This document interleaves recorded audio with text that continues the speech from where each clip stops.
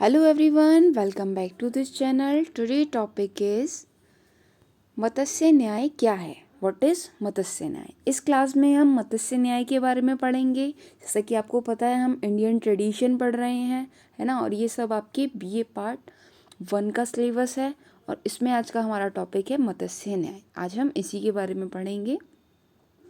हमारे जो प्राचीन विचारक हैं, मतलब जो थिंकर्स हैं, उनका मानना था कि समाज में सबसे खराब स्थिति अराजकता की स्थिति है। मतलब अगर हम कहें वर्स्ट सिचुएशन जिसमें कुछ भी अच्छा नहीं होगा, सबसे खराब सिचुएशन कौन सी है? अराजकता, जिसे इन इंग्लिश हम लॉलेसनेस कहते हैं।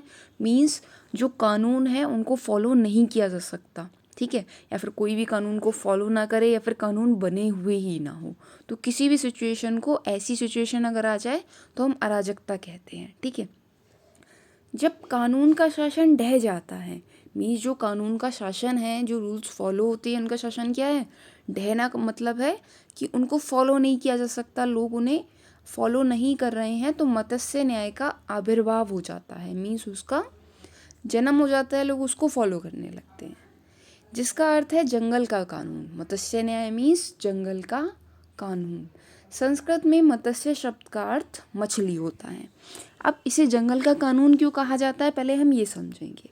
जैसे कि आपको पता है जंगल में क्या होता है, किसी भी तरह का कोई कानून नहीं होता और ना ही वहाँ के जो लोग हैं या जंगल में जो भी रह रहे हैं, जो भी क्रिएचर रह रहे हैं, वो किसी भी कानून को फॉलो नहीं करते, है ना। ये चीज़ आपको क्लियर है। अगर वहाँ पे जानवर रह रहे हैं या हम पुराने टाइम की बात करें कि जो लोग रहते थे वहाँ पे, तो उनके लिए भी कोई कानून नहीं होता था, है ना। वो लोग अपने अकॉर्डिंग वहाँ पर रहते थे।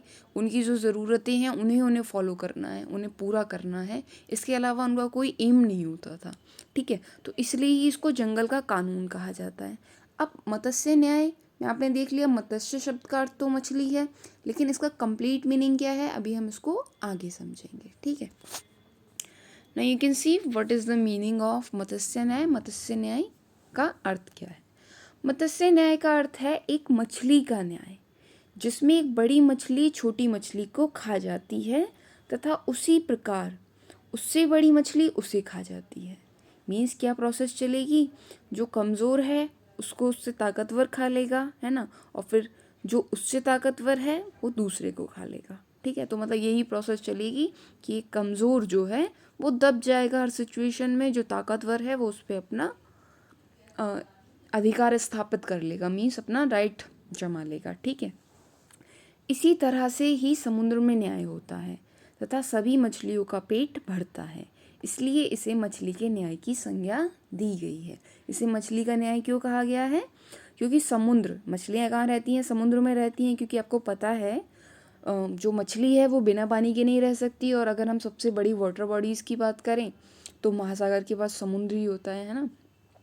तो समुद्र का न्याय किसको कहा जाता है? मत्स्य न्याय। अब मत्स्य का मीन्स मछली, मतलब मछली का न्याय। और मछली का न्याय क्या है कि जो ताकतवर है वो अपने से कमज़ोर मछली को खा लेंगे। यही क्या है? मत्स्य न्याय है। और जंगल में भी यही कॉन्सेप्ट फॉलो होता है। जो कमज़ोर है उसको क्या करा जाता है? मार दिया जाता है ना। और जो ताकतवर है उसका वर्चस्व स्थापित हो जाता है, मीन्स उसकी पावर चलने लगती है। जैसे जो सबसे ज़्यादा बहादुर है, सबसे ज़्यादा शक्तिशाली है, वही क्या कहलाता है? जंगल का राजा कहलाता है ना। क्योंकि वहाँ पे जो कॉन्सेप्ट चलता है, वहाँ पे किसी भी तरह के कोई कानून नहीं होते। वहाँ पर जो होता है तो सिर्फ क्या होता है? ताकत दिखी जाती है कि पावरफुल कौन है, ठीक है।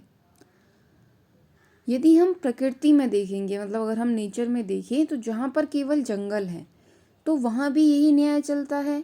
वनों में एक सशक्त पशु या पक्षी के द्वारा अपने से छोटे या निर्बल पशु पक्षी को मारकर अपना आहार बना लिया जाता है। इसी प्रकार एक जंगल चलता है तथा सभी का भरण पोषण होता है। मीन्स अगर हम नेचर की बात करें, प्रकृति में देखें तो यही होता है, ठीक है। जहाँ पर जंगल है वहाँ पर क्या होगा? यही न्याय चलेगा, क्योंकि वहाँ पे कोई कानून तो है नहीं। अब वहाँ पे क्या होगा? जो एक सशक्त पशु है, मतलब शक्तिशाली जानवर है या पक्षी है, वो क्या करेगा? अपने से छोटे या कमज़ोर पशु पक्षी को मारकर अपना आहार बना लेगा, मीन्स अपना भोजन बना लेगा, ठीक है। इसी प्रकार एक जंगल चलता है और सभी का भरण पोषण होता है, सभी अपना पेट भरते हैं। ये जो पूरी प्रोसेस है वो किसके बेस पर चलती है? पावर के बेस पर। जो पावरफुल है, शक्तिशाली है, वो अपने से कमज़ोर को क्या करेगा, अपना भोजन बना लेगा। ठीक है। अब जैसे आप इस पिक्चर में देख सकते हो, ये छोटी मछली है, सबसे छोटी ग्रीन कलर की। अब उससे ऊपर ये ऑरेंज कलर की मछली है, अभी इसको खा लेगी, है ना, अपना भोजन बना लेगी क्योंकि ये कमज़ोर है। ठीक है। अभी कमज़ोर को खा लेगी, फिर इससे बड़ी मछली जो है, जो अभी येलो कलर में देख सकते हैं, ये इसको खा लेगी। तो सबका पेट भर जाएगा, सब अपने से कमज़ोर को क्या करेंगे, मार के खा लेंगे क्योंकि वो कमज़ोर है। ठीक है। अब जैसे आप सोचो, ये ग्रीन वाली मछली बड़ी होती तो ये इसको खा लेती। तो इसी तरह ये फूड चेन चलती रहती है, खाद्य श्रृंखला, जिसमें क्या होता है, एक से ताकतवर जो है वो दूसरे को हार्म करता रहता है, मतलब उसको ख़त्म करके अपना पेट भरता रहता है। ठीक है। फूड चेन में यही तो होता है। सबसे पहले जो शाकाहारी पशु पक्षी होते हैं वो घास वगैरह खाते हैं, फिर उससे पावरफुल जो एनिमल होता है वो उन्हें खा लेता है, फिर उससे पावरफुल एनिमल उन्हें खा लेगा, है ना। तो इसी तरह सबसे लास्ट में जो होता है, जैसे बाज या फिर गिद्ध वगैरह, तो ये क्या करते हैं, सबसे बड़े उसको खा लेते हैं और फिर एट लास्ट वो ख़त्म हो जाते हैं खुद ही, क्योंकि एक टाइम पीरियड होता है। इसी तरह से पूरी खाद्य श्रृंखला चलती है। इसे ही हम मत्स्य न्याय कहते हैं, मछली का न्याय, कि एक मछली अपने से कमज़ोर मछली को क्या करेगी, खा लेगी। ठीक है। आई होप आपको क्लियर हो गया होगा। नेक्स्ट, मत्स्य न्याय का सिद्धांत क्या है, थ्योरी ऑफ मत्स्य न्याय। इसी प्रकृति का नियम इसलिए कहा जाता है, लॉ ऑफ नेचर इसलिए कहा जाता है क्योंकि पृथ्वी पर सब कुछ अरण्य वनों से ही शुरू होता है। मीन्स अगर हम पृथ्वी की स्टार्टिंग देखें या कुछ भी देखें तो सब तरफ क्या है, जंगल ही जंगल है ना, वन है। तथा वहाँ केवल प्रकृति का नियम ही चलता है। वहाँ पे जो लॉ चलेगा वो क्या चलेगा, प्रकृति का, मतलब जो कुछ प्रकृति ने हमें दिया है, नेचर से हमें मिला है, हम उसे ही फॉलो करते हैं, है ना। अगर आप जंगल की बात करोगे तो सबका एक ही एम होता है कि इसी तरह हमें अपनी भूख मिटानी है ना। उसके लिए हम ये नहीं देख रहे हैं वो कमज़ोर है, हमें उसकी हेल्प करनी है, ऐसा कोई कॉन्सेप्ट नहीं चलता। या फिर आपने उसको खा लिया या मार दिया तो आपको कहीं और से कोई और पनिश करेगा, तो ऐसा कोई रूल वहाँ पर नहीं होता। वहाँ पे जो कॉन्सेप्ट चलता है वो एक ही चलता है, प्रकृति का नियम। ठीक है। इसका सिद्धांत ही यही है कि एक मजबूत शक्तिशाली जीव ही अपने भोजन को प्राप्त कर पाता है तथा जीवित रहता है, और जो बूढ़ा, कमज़ोर व निर्बल हो जाता है उसे भोजन नहीं मिल पाता तथा उसकी मृत्यु हो जाती है। मीन्स जब तक किसी इंसान में शक्ति है ना, वो मजबूत है, स्ट्रांग है, तब तक उसको भोजन मिलेगा, क्योंकि उसे अपना शिकार खुद करना होगा। कोई आपके सामने भोजन परोस के नहीं लाएगा। वहाँ पर क्या होगा, वहाँ पे लॉ ऑफ नेचर होता है कि आपको खुद ही शिकार करके अपना भोजन प्राप्त करना है। अगर आप ऐसा नहीं कर पा रहे हो, आप कमज़ोर हो गए हो या आप एजड हो गए हो, तो उस सिचुएशन में क्या होगा, आपको भोजन ही नहीं मिलेगा। जब आपको खाना ही नहीं मिलेगा तो कुछ टाइम बाद क्या होगा, मृत्यु हो जाएगी। तो यही कॉन्सेप्ट चलता रहता है कि जो पावरफुल है उसे खाना मिलेगा, है ना, और वो भी वो किसका शिकार करेगा, जो उससे कम पावरफुल है। और जब ऐसी कंडीशन आएगी कि वो बहुत ज़्यादा कमज़ोर हो गया है, तो इस सिचुएशन में फिर उसको खाना ही नहीं मिलेगा और उसको कुछ टाइम बाद उसकी मृत्यु हो जाएगी। मत्स्य न्याय में कोई नियम, सिद्धांत, कानून, व्यवस्था, अधिकारी नहीं होते। अब जो ये तो मत्स्य न्याय क्या है, प्रकृति का न्याय है। इसके ना तो कोई रूल्स है, ना ही थ्योरीज है, ना ही कानून है ना, ना कोई मैनेजमेंट है, और ना ही कोई ऑफिसर है जो सबको देखेगा कि ये चीज़ फॉलो हो रही है या नहीं, है ना। मत्स्य न्याय में क्या है, जो पावरफुल है वो खाएगा, तो उसको देखने के लिए कोई नहीं बैठा है कि ये काम ढंग से हो रहा है या नहीं हो रहा है। ना तो इसमें कोई कानून है, ना व्यवस्था, और ना ही कोई ऑफिसर। इसका केवल एक ही कॉन्सेप्ट है, और वो है सशक्त जीवित रहेगा तथा निर्बल मारा जाएगा। मीन्स जो शक्तिशाली है वो जीवित रहेगा, लाइव रहेगा, है ना, और जो कमज़ोर है वो मारा जाएगा। अभी पूरा कॉन्सेप्ट आपको ऊपर एक्सप्लेन कर ही दिया है कि जो कमज़ोर है उसको कुछ टाइम बाद खाना बनना बंद हो जाएगा, है ना। और वहाँ पर ऐसा कोई भी कॉन्सेप्ट नहीं है कि उसके फैमिली वाले उसको लेकर आ रहे हैं खाना, है ना। तो ये क्या होता है, जब तक इंसान शक्तिशाली है तब तक ही उसको खाना मिलेगा। प्रकृति में सब कुछ वनों से ही शुरू होगा तो तथा उसी में सब समाप्त हो जाएगा। अब मतलब नेचर में अगर हम देखें तो हर चीज़ की शुरुआत कहाँ से होती है, फॉरेस्ट से होती है ना। हम देखें तो हम सब प्रकृति का ही पार्ट हैं।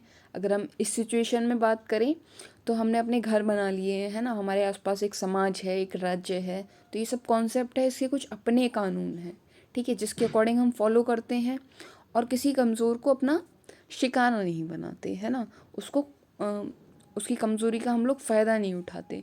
लेकिन अगर यहाँ पर ऐसा कुछ नहीं होता, जस्ट इमेजिन अगर हम लोग भी जंगल में रह रहे होते तो हम भी इसी चीज़ को फॉलो करते, और ऐसी सिचुएशन आ जाती हम लोग भी यही करते कि हमें अपना पेट भरना है तो हम क्या करें, किसी कमज़ोर का शिकार करें, तो यही सिचुएशन आ जाती। और नेचर में होता ही ये है, क्योंकि जो कानून लोगों ने बनाए हैं वो नेचर की देन नहीं है, उन्होंने अपने अकॉर्डिंग कानून बनाए हैं कि हमें ऐसा करना है या नहीं करना है, ठीक है। अदरवाइज़ जो अगर हम नेचर की बात करें तो वो क्या है, उसमें जो कानून है वो मत्स्य न्याय का ही है। इसके अकॉर्डिंग सब कुछ वनों से ही शुरू होगा तथा उसी में सब समाप्त हो जाएगा। मतलब जो स्टार्टिंग है वो भी फॉरेस्ट से होगी और जो एंडिंग है वो भी फॉरेस्ट से होगी। और जब फॉरेस्ट होगा तो आसपास किसी तरह का कोई कानून ही नहीं होगा, है ना। फिर सब क्या फॉलो करेंगे, मत्स्य न्याय को ही फॉलो करेंगे, ठीक है। तो यही था इसका सिद्धांत। नेक्स्ट हम देखेंगे धर्म ग्रंथों में शासन व्यवस्था का उल्लेख, मत्स्य न्याय मीनिंग इन हिंदुइज्म। अब जो धर्म ग्रंथ हैं उसमें मत्स्य न्याय का क्या मीनिंग है। इसी मत्स्य न्याय को समाप्त करने की शक्ति केवल मानव जाति में होती है। मतलब जो में मत्स्य न्याय का रूल फॉलो होता है उसको कौन ख़त्म कर सकता है, तो सिर्फ इंसान कर सकता है, क्योंकि जानवर तो यही फॉलो करते हैं। इसको एंड करने की पावर किसके पास है, सिर्फ इंसान के पास है, क्योंकि ईश्वर ने उसे जो चीज़ दी है वह किसी अन्य जीव में नहीं है, और वह है असीमित बुद्धि तथा ज्ञान को अर्जित करने की क्षमता। किसी जानवर में इतनी समझ नहीं होती, इतनी ज़्यादा बुद्धि नहीं होती है ना, एक लिमिटेड तक होती है, और ना ही वो ज्ञान अर्जित जल्दी से करते हैं। तो ये एबिलिटी जो है इंसान में ही है, तो इसलिए इंसान के पास ये पावर है कि वो मत्स्य न्याय को एंड कर सके, ठीक है।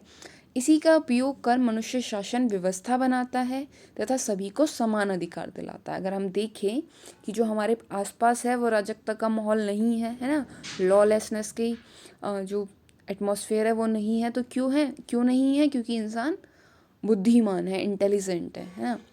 इसलिए उसने मैनेजमेंट बनाया है, सबको इक्वल राइट्स दिए हैं, और इसमें सभी नियम व्यवस्था निर्धारित होते हैं तथा सभी को न्याय दिया जाता है। वह शास्त्रों में इसे ही धर्म की संज्ञा दी गई है जो मत्स्य न्याय को समाप्त करता है, ठीक है। आई होप आपको क्लियर हो गया होगा मत्स्य न्याय क्या है और इसको समाप्त कैसे किया जा सकता है, वो सिर्फ इंसान कर सकते हैं, ठीक है। Thank you for watching this class.